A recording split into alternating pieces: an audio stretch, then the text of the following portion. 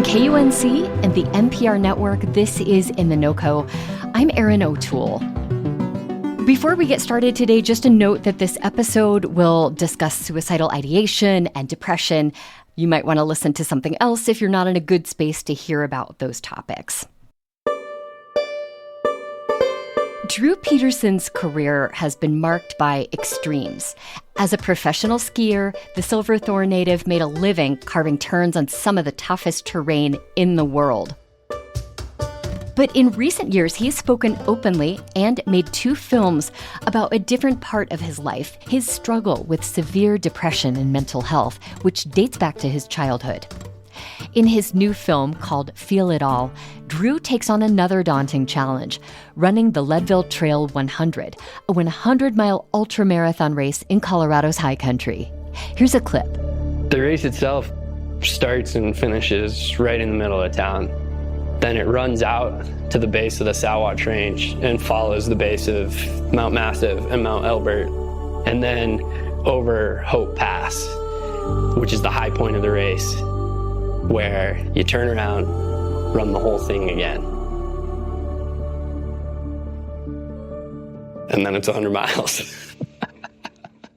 Drew weaves his story of training for and completing the race with thoughts on his own internal struggles. He says he hopes the film helps change the culture around mental health in mountain communities. The film plays this Friday at the Winter Park Film Festival and several other upcoming festivals. And Drew told me preparing to run the ultramarathon felt like a lifeline to him. When I was struggling and absolutely at my worst, I used to tell myself to just keep going, to be able to get out of bed, that if I can do this, if I can make it to tomorrow, if I can survive to see another day, then I can do absolutely anything. I can climb any mountain, I can ski any line, and I can run 100 miles. And running 100 miles was obviously the most tangible of those 3, so it quite literally became a lifeline. I want to share a clip of the scene in the film that shows the start of the race. The start of Leadville is crazy. It's something like 750 runners. It's 4 a.m. and we all just start running down 6th Avenue. It's just like a mess of headlamps. It's too easy to get caught up in that energy. What do you remember about those first moments of the race? You know, for running hundreds and running ultramarathons, it's years or months of training that go into it. So really, when the shotgun goes off to start the race, like, I'm just excited to finally just be running and not be thinking about anything else or planning my nutrition in spreadsheets or training. It's exciting to just get to run. You're careful to stress in the film that running is not a replacement for therapy and treatment. Drew, how does running fit into your overall self-care program these days? Yeah, well, I think that oftentimes it's very common for people to say that running is my therapy, but Sure. It's not.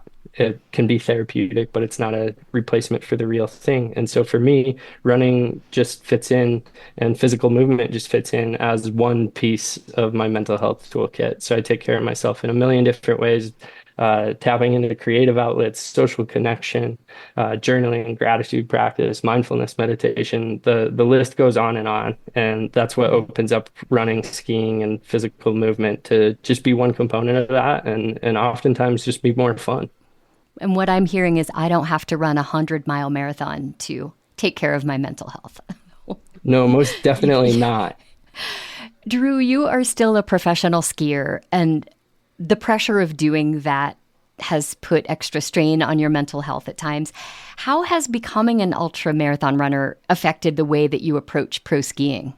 My relationship with skiing and with professional skiing has really been an evolution of identity as much as anything. So, like, I used to chase that identity of becoming a professional skier all the way back to when I was a little kid, and then it was really my only identity. And so now running is, an equal passion in my life, and I find so much joy and direction in it. And in a lot of ways, it's just built this, like, avenue that doesn't have to be my core identity. It's not professional, and it can be just for fun. And it's kind of loosened the reins on how I define myself. You talk about how mental health is an especially difficult subject in mountain resort towns. Talk about why that is.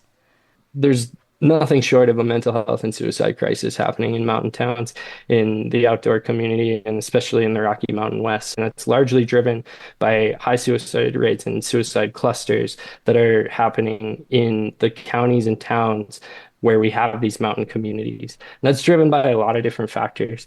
On like the most base level is that we do live in paradise and we live these fantastic lives. We get to wake up in paradise, but at the same time, we can struggle because struggle is a shared part of the human experience. And if we focus only on the paradise and idyllic dream lives we have, it doesn't offer the space to show up when we're struggling.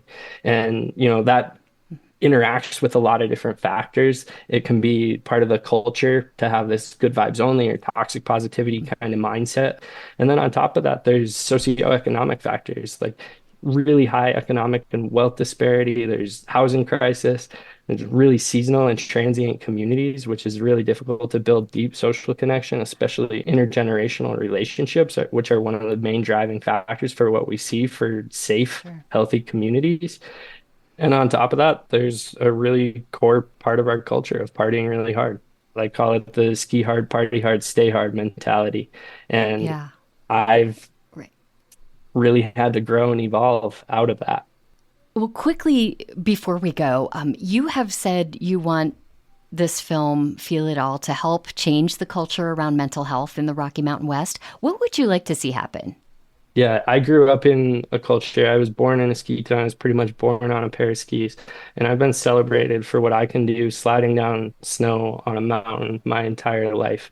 And one, I think that's still kind of funny, but I want to see a future where we honor and prioritize mental health and we support each other in doing so on the same level that we celebrate people for getting rad in the mountains, because that is how we're going to make it a core piece of the fabric of our culture in mountain towns, mountain communities. And that is how we're going to save lives and help our communities thrive.